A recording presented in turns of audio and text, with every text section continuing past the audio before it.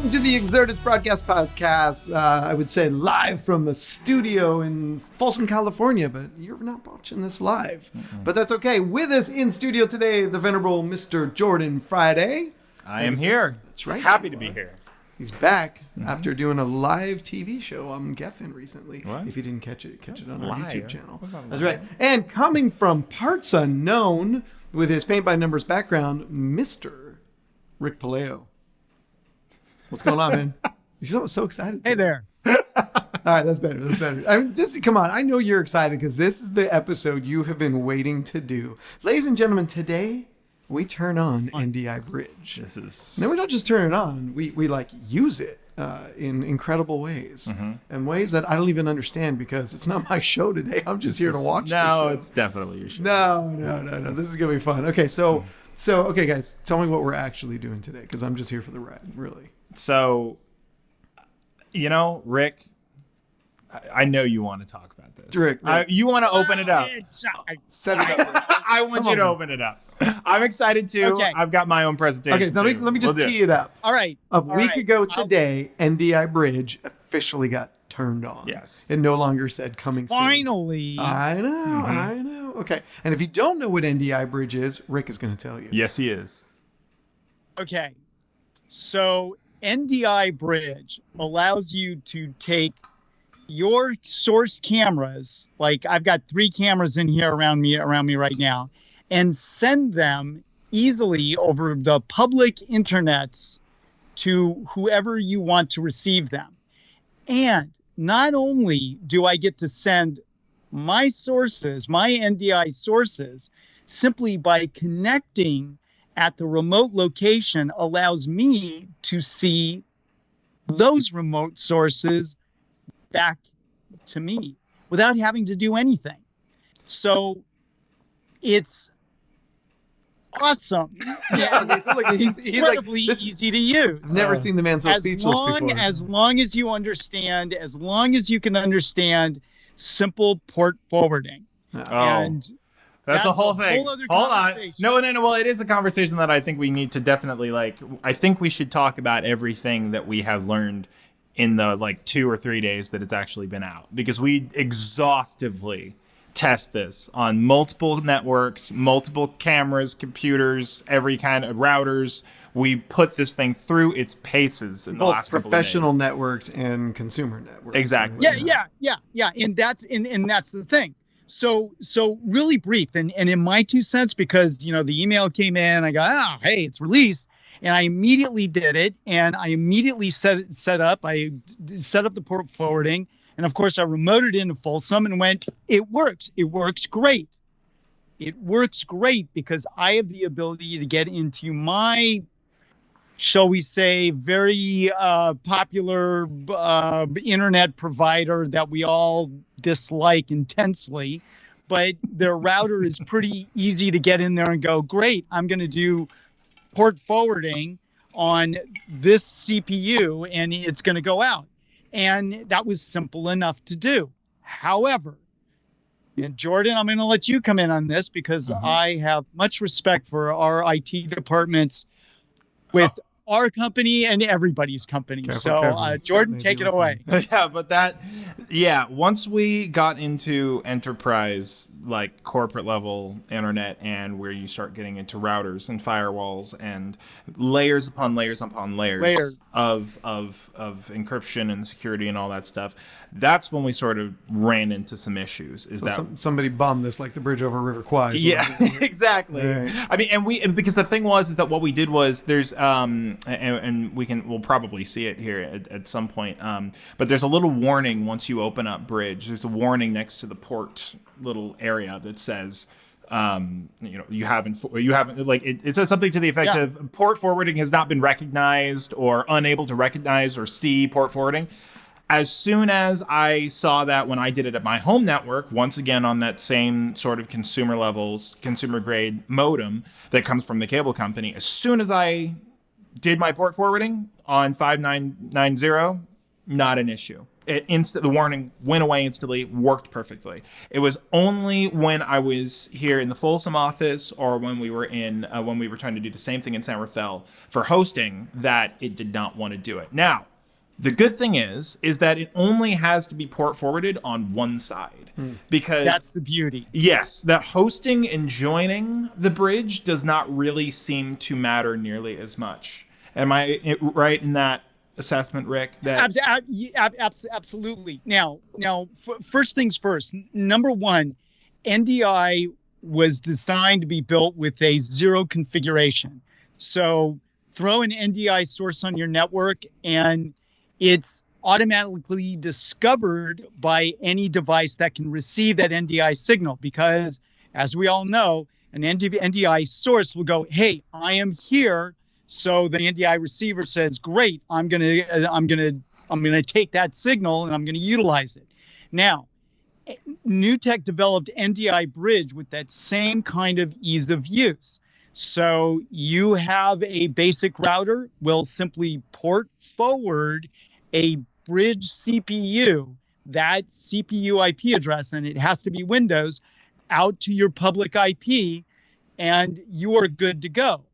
The problem is and as Jordan mentioned, on a enterprise level network configuration, it's not just saying great Xfinity great common router. It doesn't matter. From my internet company, go ahead and port forward this device onto port number, and the default is 5990, but you don't have to use just 5990. You can set up a range, and you can have multiple devices sending out you're running a bridge. So one other thing I want to mention is that you do need to launch NDI Bridge on a standalone CPU. I personally would not be running it on my TriCaster. I want a standalone CPU whose sole job is to take full-blown NDI and NDI HX and flip it out and send it out to the public across public internet. And as we did discover along the way, a GPU does help this specifically process. A Quadro if possible. Yes. Yeah, because you can get more feeds out of it. You can get the HX conversions quicker. You can get the H2. You can't do H265 without it. And the And I got to go back. I got to go back. When you start thinking about this, let's take SRT, because with SRT, you can configure one location to be the caller and the other location to be the receiver. It doesn't matter at which end that you have the camera, you establish one end to call and one end to receive. And that's a similar case where you only require one port to be open to be the caller, and the other one goes, "Great, I'm going to listen to it from that address." Right. And to go back to what we were talking about with the ports, that since you bring that up, we're not saying that like enterprise internet won't, like an enterprise network won't be able to host. We didn't get it to work on either of the ones that we tried. But that's not to say it's not possible. We didn't go through every port that is possible. We didn't go through, and everybody's going to sort of have their own sort of situation with it. Layers of your networking. Right. But like I said, but the good thing is it's not just the fact that it's just not working. It's just not working for everyone with no troubleshooting and no configuration. So and it's not to say that it won't, right? It's just that this is the first time from a TriCaster deployment you've actually had to employ your IT department and say, "Hey guys, I need a port. I need to feel the forward, and I need to punch a hole through the firewall so that we can get some data traffic in and out." Which, it's not contrary to the concept of NDI. I mean, NDI is supposed to be pretty seamless and plug and play. It is, but we're doing something extremely complicated here in the terms of we're creating a link between two locations that allows you to share a bunch of NDI signals and a lot more. So let's break away from IT talk for a moment, because that's a different show and I don't want to bore people. What are the cool things that you guys have discovered you can do with this thing so far? Oh my God. You guys got to check this out. Yeah, because I think once it works, this is the awesome part, right? What you guys should be seeing right now. Not yet, no. Okay, you're not seeing that, right? Not just yet. All right, how about now?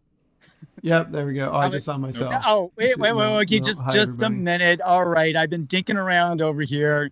Here we go. Okay. So what you guys are seeing here, is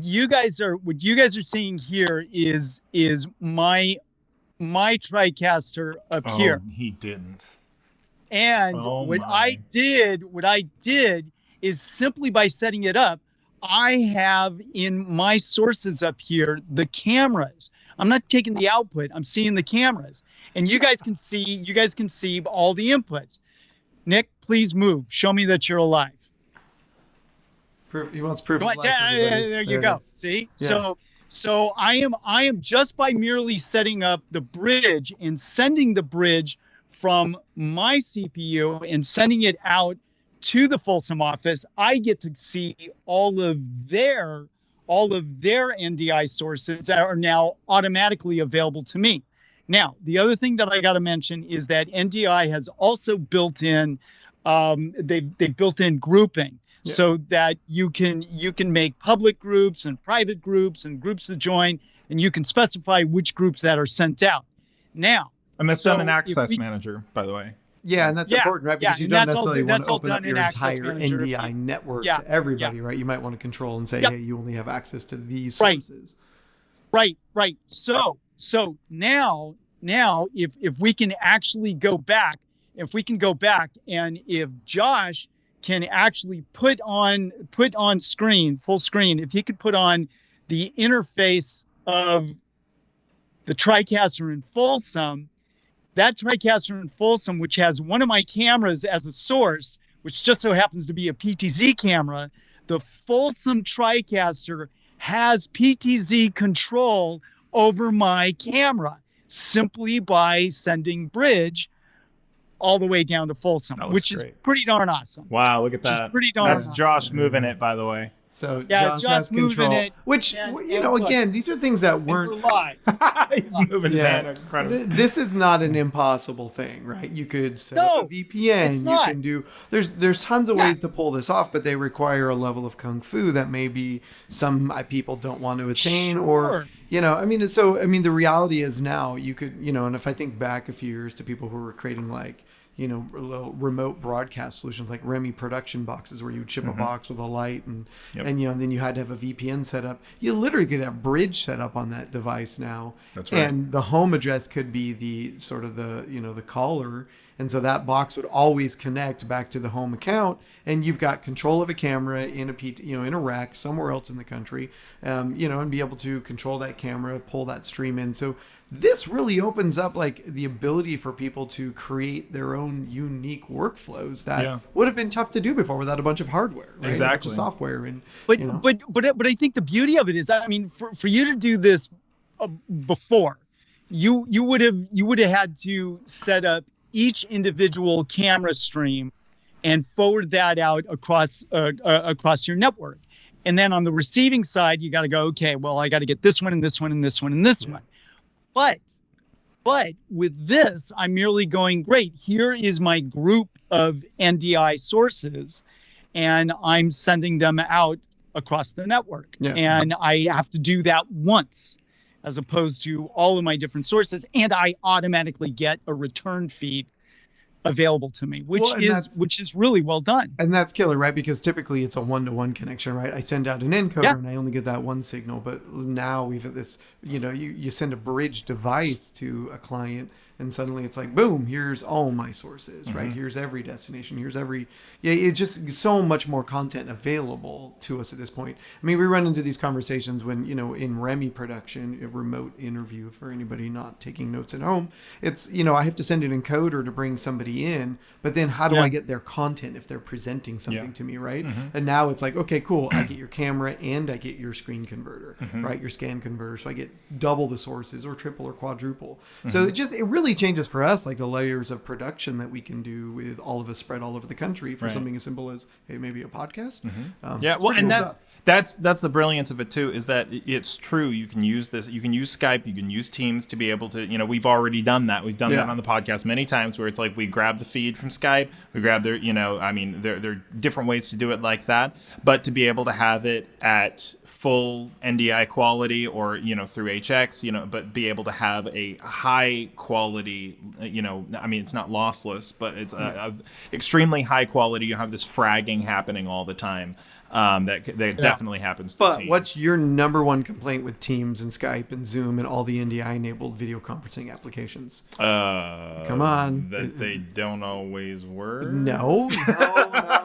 It's There's ISO. that. It's party line. It's always a party line. Yeah. And now, literally, we can rip open and say, okay, well, I want an ISO on the audio as well. So rather than being party line in Teams, we're now ISO in... Well... Okay, so I think that's an interesting segue. segue. Yeah. Can you switch over to... Segue of the week is brought to you by Nick Smith. That was an amazing segue. Josh, can you throw us over to my desktop? Yeah. Awesome. And make sure that it's for the audience as well. This is big. Yeah, so the audience is watching I'm going to show this. So this is Bridge. I'm going to open this up here. This is on my computer downstairs. I'm recording this. I'm using my phone to control it at the moment. Also brought to you by NDI Tools. Right. So it's extremely simple. All you have to do is throw, and I'll probably have to blur this out, maybe potentially. But the encryption key is already blurred out. So yeah. It does no good. Wait, I've already posted it, so you should. Okay. That's like your phone number on the bathroom wall. Yeah, essentially. Here's my IP address. Yeah, exactly. Yeah, for a good time, connect to the bridge. So welcome to the meta. Yeah, I know exactly. So it's extremely simple to be able to set this up. You put so I've joined my home network. Obviously at my home, and I've joined that here. So I'm controlling the computer that you're seeing right now. It's the one that is downstairs in our Folsom office. So now I'm going to use some desktop capture software to show. Now this is my computer at home now. So now this is Cubase, and this is I was doing some audio testing. So this is an old session that I had in Cubase. And so like I said, I'm controlling my home computer right now. And hopefully my speakers at home are not on right now. Yes. Oh yeah, and I have done this before. There's going to be a note on your door when you. I know, home. Jordan. So what I've done here is if I go to, I've got multiple buses set up here. And you'll notice that I have an NDI output just on drums, for example. I have an NDI output, so I have it set to drums, stereo 1 and 2. And that I've duplicated that exact same thing by naming it, and then I've done stereo 3 and 4, 5 and 6, 7 and 8. But you can definitely do mono tracks as well. So if you wanted kick, snare, hi-hat, overhead left, overhead right, you could do mono tracks as well. For those video people in the room, this is all audio. This is all audio stuff at the moment. So basically, if you want stereo, you can have stereo. You can have mono if you want mono. So now what I'm going to do is I'm going to hit play. Because I am connected, if you look here on Bridge, ignore my anime background there. It was awesome. If you notice at Bridge, you'll see that it's now transmitting at just about 400 kilobits per second, and I have one active client connection. So if I go back, so I have Reaper here. This is back on Folsom. Here. And I have inputs set. So for drums, I have here stereo 1 and 2, and I have those same coinciding ones going through here. And so if I pop one up, and you can hear it through my phone doing this right now. But I have individual control. Okay, so if I'm tracking with you here, and this is interesting. We talked about this several weeks ago on one of the earlier podcasts, right? Mm-hmm. This concept that NDI for video has always been everybody's focus point, but with the new plugins, the audio plugins for DAWs, you've basically bridged. Yeah. Thank you very much. Yeah. Your home office and your office. Yes. And you're mixing audio in real time across. And it can be mixed, it can be recorded, but the beauty of this is that the way that I see this happening is that you could have a church who says, we don't have the time or the money to be able to hire a full-time stream audio guy. Yeah. However, remix, right? Exactly. Yeah. So, but what you could do is you could absolutely say, we're going to send our program out and we're going to send our audio stems. You could either have them as buses like I have them where it's drums, bass, guitar, whatever, or you could say kick, snare, hi-hat, all the rest of the band ISO'd out of your DAW that like if you have something like the Baron Drax 32 that can easily connect to a DAW and you feed that into something like Wirecast or vMix or TriCaster, whatever it is. But feed that into a DAW and then output it out to somebody else somewhere else. So somewhere there's a freelance audio mixer going, I just found a weekend gig. Right. So you bring, so all he has to do, or all she has to do, is bring in into whatever their DAW of choice is. They bring in, now I've connected via bridge, and I bring in kick, snare, hi-hat, all the rest of that stuff. Then you mix it the way that you want it. You put all of your fancy plugins, all the rest of that stuff on it. And then you bring in also, on that same network, you'll have their program output. Yep. So you bring that out as well. So there are two ways you can do it. You can either say, I'm going to now marry the two, do some delay compensation, make sure that it's still synced. But now I'm going to be the one that actually pushes the final thing. And then, by the way, that also means that now I can moderate. That means now I can do all the comment stuff. But now the church doesn't have to worry about any of that. But you could do it a step further for the stream and say now, because there's that constant back and forth connection, now you can say, I'm going to VST output back a fully mixed, like right off of the master bus, a fully mixed, ready to go album quality stream audio to go back to them. Now, once again, you'll have to compensate for the delay using either video delay or audio delay. But if you do that, someone else somewhere else is handling your audio. Yeah. And this has never been video, and this has never been possible because, like you said, Rick, you could take it even a step further and say we don't want to do any of the production ourselves and send the video and the audio out. They do all of it. So I'll say it's not that it's never been possible; it's never been affordable for them. Right? Yeah, exactly. And this stays right in line. Easy to do. Yeah, right. This stays right in line with the new tech mantra, right? Democratizing video. This production. is free. Yeah, I mean that's the amazing part because yes, we've looked at tools that will extract a bunch of audio and create AES feeds across the web, but it's an expensive piece of hardware. Of course. You have two of them, one to catch, one to send. So no, this is spectacular because you've got. I'm actually dying to see who the first one's going to set up an opportunity for themselves to remotely switch or mix a broadcast for somebody, completely remote somewhere else in the country, saying, okay, cool, I'll handle your mix for you. Yeah. Like I'll do your concert, I'll do your event, I mean, if you think city councils and all these environments that, you got companies like Swagit that sort of do this themselves over SRT with a lot of expensive hardware. I mean, all that's gone now, right? I mean, anybody can do this. Yeah. You don't need a proprietary platform. Yeah. What's our Vimeo account again? I'll do a separate switch up here. Oh, you're gonna stream it to Vimeo. Yeah. Yeah, I'll stream it to Vimeo like up until like a couple of days ago, everybody in the company was getting a Twitter update. Yeah. No, every time we did that. That's not still happening, is it? No, I fixed it. Okay, good. Yeah. Really? Right. Yeah. Tweeting every time. Yeah. Oh, yeah. Rick, did you hear about that? Yeah. We had it set up to where every time I uploaded a video, it was tweeting out. But so all those sample videos I was doing. So did anybody test KVM? It's good thing I wasn't doing some Vimeo demos in the last. No, I know. Right. I should be doing more, but because there's an interesting concept here too. It's like, okay, now with Bridge, you've got KVM capabilities, so right. You could log into a computer remotely or a TriCaster remotely and control the content you're sharing. That's right. Right, or start and stop the record. Because if you're mixing remote, but you're going to send back a final feed and you want to record that feed, you could log in and start and stop the record. Right. Right. So it's crazy. I love it. This is what I love about technology. It's like we're sort of in sort of the new paradigm we're in, which is, you don't have to be in the room anymore. Right. And stuff like, I mean, I'm using, a combination of Splash Top, Jump Desktop. I'm controlling a computer at the moment on my phone, but honestly, it's like, especially when it comes to desktop, KVM is dead simple. Your hotkeys are going to be able to work.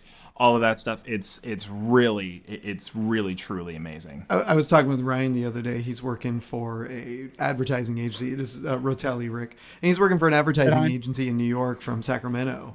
right? And he was like, at first they were like, well, you need to be here, and then they realized, no, you don't. Yeah. He has one computer with one monitor, but he has access to dozens of computers on their site, servers, and he's logged in and orchestrating workflows from literally across the country, from Sacramento to New York. So this whole thing is sort of like, and even you and I, as we're going through resumes right now, trying to hire additional staff members here, people from all over the country are wanting to work anywhere they can, right? Because you can do this now. Yeah. Right. There's no more, you've got to be in the room to pull it off. It's gone. It's over. That day, that ship has sailed. Yeah. And it's from everything that we've seen so far, it is very stable, very dependable. The biggest thing is that you have to have a robust internet connection, robust network connection, and you have to have a robust computer to do it. I think a lot of people, and we actually talked about this, we talked about this with Kane,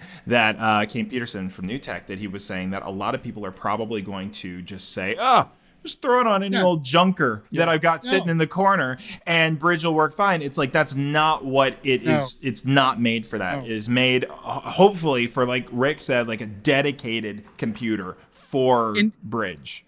And if you want to test this, sure. If you want to test it, go ahead and test it on any CPU that you have.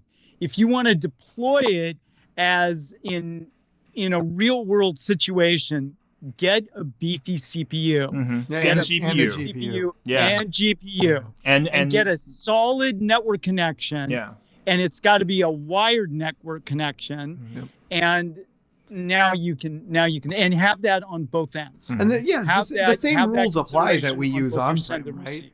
Yeah, it's wire it. Don't try and go wireless. All these same concepts. We've got a P2200 here that came out of an editorial machine, an NVIDIA card, which is one of their professional line of GPUs, right? And these are sort of the baseline of, hey, if you put that in there, you get a little more acceleration on the transcodes, because there is some transcode happening, right? Exactly. We're not full NDI across the wire because that's a bandwidth issue. Yeah. And New Tech released it. What, it was yesterday? I didn't see it this morning, but it was no. It was they kind of put out the pre-release earlier this week, but I noticed for the first time this morning that the 5.0.10.1 is now released. Nice. Now I think. I'm sorry. But the thing is, it's available. Like, my days of remembering firmware versions, driver versions are over.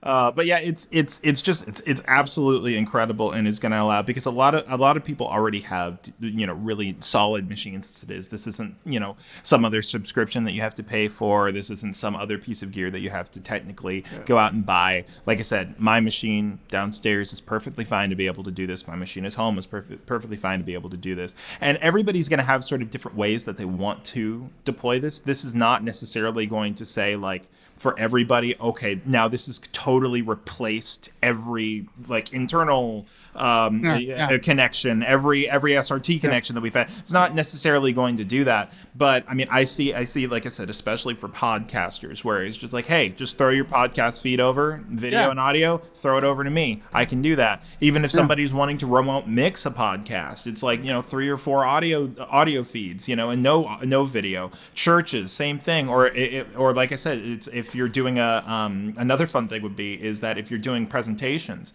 to be able to have live camera feeds from your warehouse or from other places in the world, to be able to show stuff that normally would not have been possible. You would have had to get on Skype, you would have had to get on Teams, and there would have been limitations with that. This is totally unprecedented. So. Yeah, it's really cool. And when you do seriously think about deploying it again, okay, so you're looking around your facility, and you go, hey, I've got a couple of beefy CPUs. I got a couple of beefy rigs. Well, look, we're still just test driving it right now.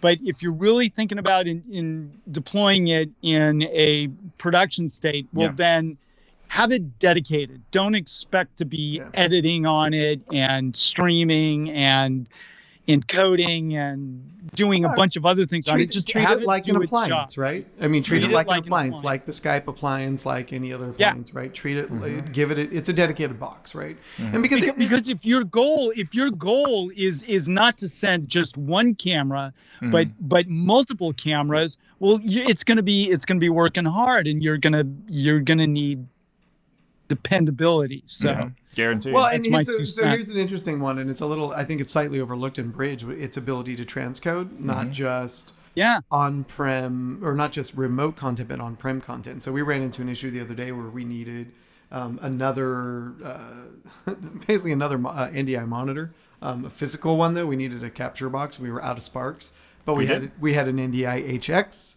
receiver that was able to receive an HX feed. But the source that we needed was full NDI. And so literally we ran downstairs, we flipped the bridge on, we turned on the transcode to take full NDI down to HX so that we could receive it on this monitor. And it was like, so it was the little things like that. Like there's some flexibility in Bridge here that is going to solve some okay. Real quick, remember you can't use transcode and hosting or joining at the same time. Yeah. So that is one thing. So buy 2 licenses. And they're free. That's some of the limitations of it. So what you're gonna have to start thinking about is for now in this early iteration is having dedicated CPUs that are going to be doing transcoding and that are going to be enabling Bridge. So. And also receiving. Or one of the new A4000s. If you've got the money to grab one of the new the newer GPUs, that's the answer. But what's nice is that it doesn't have to be it's not a $5,000, it's not a $10,000, $20,000 thing. It's like there are plenty of computers that can definitely do this, and like I said, and it's scalable. Well, the one we did the transcoding was an older i7 7th generation with no GPU whatsoever. It's an onboard Intel driver, and it handled it fine. Exactly. It handled it fine. So it's impressive. This is cool. This I think is a massive game changer for a lot of people because it's going to enable workflows that would have cost them thousands or been impossible, right? And the idea that this is over the public internet, that this is available to anybody, that deployable to anybody. That if you want to ask somebody, hey, would you like to be on our show? Would you like to, or could you come in and help us real quick on something? This is a simple thing for them to be able to register real quick and download for free. This is not difficult. But from an infrastructure standpoint, combining offices, right? Like us with 3 or 4 offices around the country where we could have a Bridge machine in every location and seamlessly transport video anywhere, right? So if we're going to, end up in another building or we want to pull a feed from another location, i.e. the studio in San Rafael, right? It's like, done. No VPN required. And not only no VPN required, but no, this isn't a knock against them, but there's no team viewer required. There's no go to meeting assist or whatever that you have to constantly be logging in and I don't have the credentials. It's like, no, we're both connected together. Not only do I have all of the video and audio, but I also have KVM on any machine that's on there. That reminds me, your stream key was visible. No, it was not. Oh, darn it. Oh wait, but he's streaming to Vimeo right now. Oh my gosh. No, I didn't. I can't remember the password. I can't remember the password. Thank the Lord. All right, we're gonna cut this one short because we could honestly talk about this for hours, I think, and this will be something that I think we're gonna keep coming back to over the months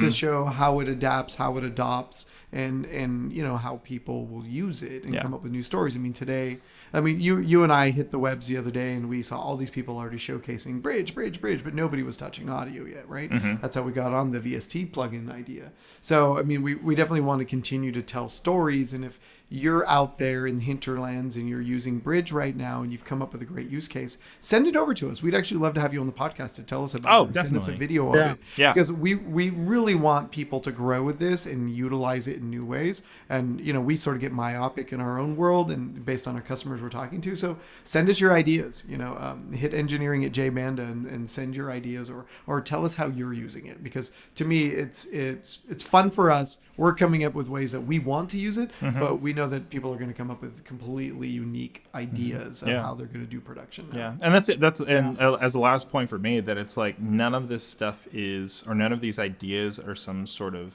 copyrighted proprietary sort of things. It's like we're using the software the way that we feel that we should use the software in the moment at the time, and we're going to see, like you said, we're going to see so many different, probably whole businesses pop up off of being able to do remote production. I mean, easier than it ever has been able to be before. So love it. All right, big thanks to Mr. Rick Puleo coming at us live from a basement unknown. Huge thank you to Jordan for both of you guys are putting in a ton of work this week to showcase this thing. Special thanks to former engineer JK Josh Kelly, mixmaster extraordinaire in the TD booth today, trader. But we love you, Josh. All right. I'm still here. I'm here. One more special thanks. Yeah. A special thanks and special full respect to IT guru Scott. A lot of abuse. Yeah. I was locked out of software for several hours yesterday while you guys kept him busy with this. Yeah. Oh yeah. But you're doing it wrong. Awesome. All right. That's our episode of the Exertis Broadcast Podcast. We thank you for being here and we look forward to seeing you next time. Have a good night, everybody. Take care.